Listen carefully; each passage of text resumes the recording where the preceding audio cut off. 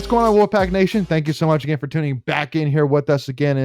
This is technically part 4 of our interview here with Jarius Morehead. Again, if you haven't checked out part 3 to explain why it is part 4, then check out there first. And then after that, check out parts 1 and 2 as well. As again, we talk more State football during parts 1 and 2.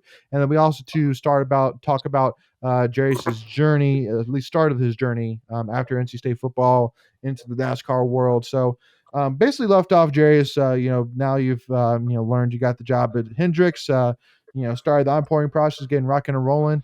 So tell me about the first time that, you got told that you were going to be a tire changer. So tell me about the first time, you went to, change a tire. I mean, were you a natural at it or were you terrible at it the first time you picked it up? What was that whole experience like the first time changing a tire? I wouldn't say I came natural, but it came easier after like a week or two. Started getting a feel of what's going on, and coach we like our rear change to be left-handed, and with the new guns, it's pretty much I would say like 10. I would say like 10, 8 pounds. The gun is filling, and with the left hand, I have never done anything left-handed. So I was like, the coaches want left-handed, so I guess I'm gonna have to do it, So I just work my butt off and learn how to do it left-handed. And after I say like 3 weeks or a month, I started getting down packed and moving with the older guys. So it was like, so I guess I picked up fast. No kidding. But you may have just answered it, but I'm sure there was a lot of tough things you had to learn. Like, what was the hardest part? Was it, changing a tire left-handed? I think going through the process again, because pretty much you're a rookie again at this sport. Even if you're like picking up quick and real good at stuff, it's still a process. Guys been here for 15 years, 10 years. It's a vet sport, so the vet gotta play his role, and everybody got roles again. And like I said, you're pretty much a rookie again. Yep. Right. And because talk about that too. So what's the typical career look like for a pit crew person? I mean, basically how long on average is a typical average pit crew careers person? Pit crews person. I met a lot of guys that have been here for not at Hendrick, but been in NASCAR for like 20 plus years. It's a sport that you can last a long time in. I think that's why a lot of guys love the sport, because it's not a lot of toll on your body, and you can last, like I said, for a pretty long time. So I would say by eight plus, honestly. Wow. Okay. And then also too, I mean, obviously I don't need you to sit here and tell me exactly what you're making, but I mean, what's like, I mean, I'm sure I could probably Google it, but I'd rather just ask you. I mean, how does it typically do, for, pay wise for a career, for a pit crew person? I mean, I'm sure the obvious probably, obviously when you're with the big leagues, the NASCAR Cup Series, I'm sure you get paid more than if you're in Xfinity or Truck Series. But I mean, how does that work? And I mean, like right now, I mean, how's it going pay wise? Good. I could say if you're at Hendrick, Penske, or Joe Gibbs, you are very, very set. Especially if you are good with your coaches. A lot of guys, if you save your money, you can probably. No, I wouldn't say probably. You will make more than a guy in a league that played in for like 3 years. You probably make more than him if you keep your money like smart and don't just splurge. So, and like I said, you can last in this sport for a long time. So, it's very, very good money. Yeah. And I mean, do you pinch yourself ever so often thinking about man, 2 years ago, NASCAR wasn't even a thought in your head. You probably didn't even know what NASCAR stood for. And then here you are, loving NASCAR, being like, dang, I want to do this long term. Because I mean, again, I mean, it's all, again, I mean, I've been a NASCAR fan my whole life. So then you thinking back in my head, man, that's a cool job. I'm traveling all over the world, seeing, a really cool sport, which is honestly, I always say, that people that hate on NASCAR, I always say, watch a NASCAR race in person first before you really judge it. Cause I mean, seeing it in person is pretty much it's insane. Seeing how 100%. Oh, it's 1,000% different. You Yeah. now, I will say that I think NASCAR's done a better job on TV of really trying to explain to, like, the beginner, like, kind of what's really going on. But still, I mean, like the noise and, like, the scene, the actual speed, it's insanity. And then also to the travel, you go all across the country, to all these different racetracks. So, yeah, no, it's so I mean, would you say, I mean, now that you've really experienced it, I mean, would you agree with me? I'm sure that, I mean, you said you love it, but I mean, just tell it to me, man. I mean, it's do you agree with me? It's one of the Most coolest definitely, jobs out there? the only downfall of the job is if you travel 39 weeks in a row. But at the end of the day, every week you are traveling Wow, to a yeah. different state, and yeah, so you fly, you get to see everything, you get to go out, you get to go explore. Like, it's not, you can't beat the job, and then you only practice for probably like 2 or 3 times a week because you're traveling Thursday, Friday, Saturday, and Sunday, or maybe Friday through Sunday. So it's pretty much like Right. each week it go by Mhm, fast. So mhm. Yep. And then let me ask you a two-parter. So first of all, kind of basically, where are you at right now? And then, do you like, does like pit crews like jump around a little bit from like one driver to the other, or are you basically like loyal to So like pretty one much, driver? Hendrix got 4 cup teams. Like for Hendrix, it's 5, 9, 24, and 48. So there's already teams for that. Hmm. So for a truck series, you pretty much freelance. Everybody freelances, or you get like a truck for a Hendrix. But pretty much like 90% everybody freelance. And then on Saturday for Xfinity, there's 2 teams. JD, it's like a junior motorsports, and then there's like a JRM, which they like the real deal type deals. Some majority of our cup guys pit that, and then like a backup team pits that, and then some team buy Hendrix Hmm. pit crews so we can pit their cars. So our 2 backup cars are 7 and 77, and now we got Wow. 44. This is a New York racing one, and that's what majority of the Devo guys pit that, and then like the 7 to 77, uh, they pit backup guys pit that. So everybody's like pitting on all 3 days. So it's love. Before we continue, I want to take a quick second to tell you about our sponsor, Flatlands Jessup Insurance Group, that has your whole world covered, with agents in 5 offices throughout eastern North Carolina to help you decide how much coverage you need. Offering policies for home and auto, recreational vehicles, commercial, crop, health, life, and employee benefits. They are able to combine options to find a comprehensive solution that works for you. Flatlands Jessup protects the things you love so you can spend less time worrying and more time enjoying them.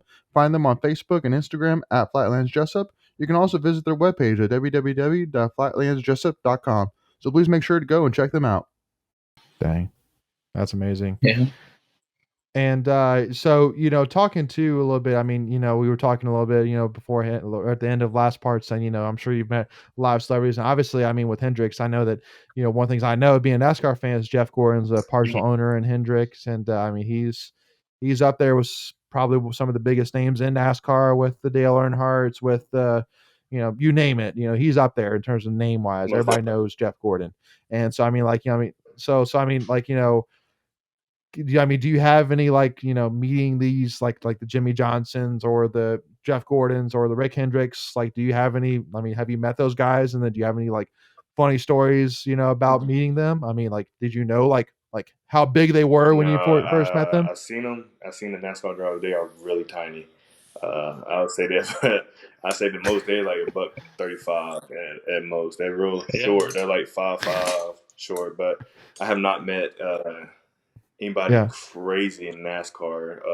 I mean, I seen Chase Elliott, Kyle Lawson. Okay. Every time I see him, I'm like, "Good luck today" or something like that. But nothing too crazy. Met Bubba Wallace last week, and where was Richmond, Nice. and then on pit road you just see all types of celebrities other than NASCAR drivers. So it's like it's crazy. You see a lot of people. A lot of people come to NASCAR races, and I didn't even know Have you met the king? Have you seen the king, that. Nah, I haven't. No, I haven't. Richard Petty? Oh man, yeah, no, that dude's the goat. Yeah, no, and and also too, I know you didn't kind of really touch on this, but so where are you at right now? Are you so I know you said Oh, you're okay. freelancing, but I mean, like, do you freelance like in the truck series, and then you like like how's So on Like, where are you at Fridays, in like that? truck series, I'm with the 30 truck. It's Tate Fogelman. He's a 30. He's a young driver. On Sports Motorsports. That's what their business is called. Pit that. On Saturday for Xfinity, I usually pick the 4 or 6. That's the Junior Motorsports or JD Motorsports, and usually, like I said, like the 4 or 6, and I know his last name Fergus. And then on Sunday when we do Cup, I do the 44, and that's I think his last name is Biddle. I think he's just an old driver that came out of retirement, and he drives a 44 for New York Racing. Okay. Yeah. Good deal, man. Sounds like a busy week Almost for you, definitely. no doubt, between Yeah, practicing it's a and busy and weekend. pitting all those races. So, and then like so when you get judged or evaluated, what's the? I mean, like I know it all Mhm. comes down to time, really. I mean, at the end of the day, I mean, that's all pit crews comes down to how fast you can get the car pitted, change tires, and all that jazz. So, I mean, like I know it goes way beyond that. I mean, obviously, especially if it's a career like yours. I mean, any way you can shave off a Yeah. hundredth of a second, I'm sure that's what they're talking about. So I mean, like how are they evaluating, and like what does a typical conversation go like when you talk to your Pretty much. coach? For like I said, I've been here since October. That's like what 4 or 5 months or Yep. 3. I honestly don't know. Not even keeping up. um, so pretty much they just want to see Yeah. like the Debo Yeah. guys if they can pick up what the vets are teaching them. How fast are you picking up the techniques and well the other guys are telling you. Are you coachable? Are you learning? How you carry yourself, the little details that they ask to do. That they look at that. Like I said, it's like pretty much like football. The details of how you carry yourself. So Perfect. that's all they really look for. I love it. Love it. And obviously it's an interesting road for sure. It's an exciting one. So, but I mean, because I know the Mhm. season really just started here. So, but I mean, like, do you have like, because do you have like a cool race? I know there's only a few racetracks you've been to so far. So, but I mean, like, is there one that stands out to you the most that you thought was the I just coolest think that the you've been West to so Coast. So far? that was Las Vegas, Arizona, and Cali. Just because all three of those have Yeah. mountains behind them. And it was like a beautiful scenery in the back of it, and yeah, that was probably the nicest one. But Daytona's a real big one too. Hmm. And one last thing I wanted to ask you about too is I know one thing with NASCAR from being my fan is the rules are Mhm.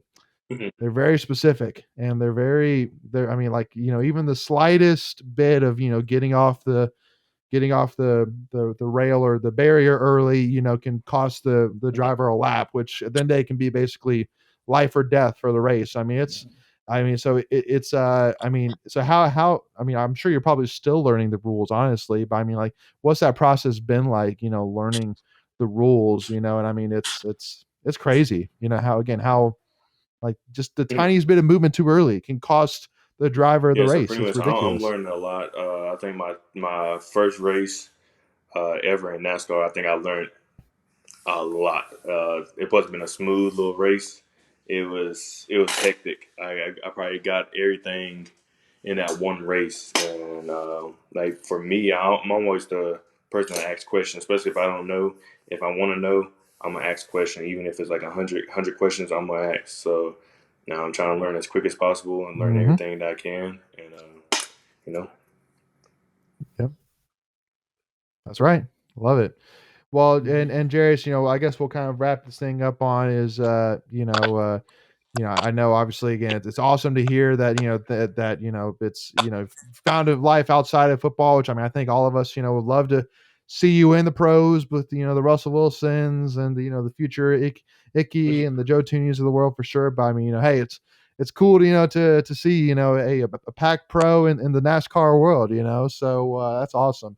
Um, well, thank you so much again, Jarius. Really do appreciate your time, and again, thank you so much for coming back on with us, brother. Talk NASCAR, man, and I know, for me as a NASCAR fan, and I mean, I think pretty much a lot of state fans, for sure. I mean, if you're in North Carolina, you got to be at least Yeah. somewhat of a NASCAR Yeah, fan. This is the definitely. birthplace of NASCAR, so. Mhm. But again, thank you so much for your time, man. Really do I appreciate you coming appreciate back y'all on with letting me us. come back. Like I said, the second time, and I appreciate y'all having a good conversations, catching up with y'all. That's right, man. Yeah. Absolutely. Glad to do it. Well, thank you all so much again for tuning back in here again for part 4 of our interview with Jarius Morehead. And make sure, again, hit that subscribe button so you don't miss out when we release new NC State content. Give us a follow, Tuffy Talk Now on Twitter or Instagram, and give this video a like so that way more YouTube put this in front of more NC State fans. But as always, go back, y'all. We'll see y'all soon.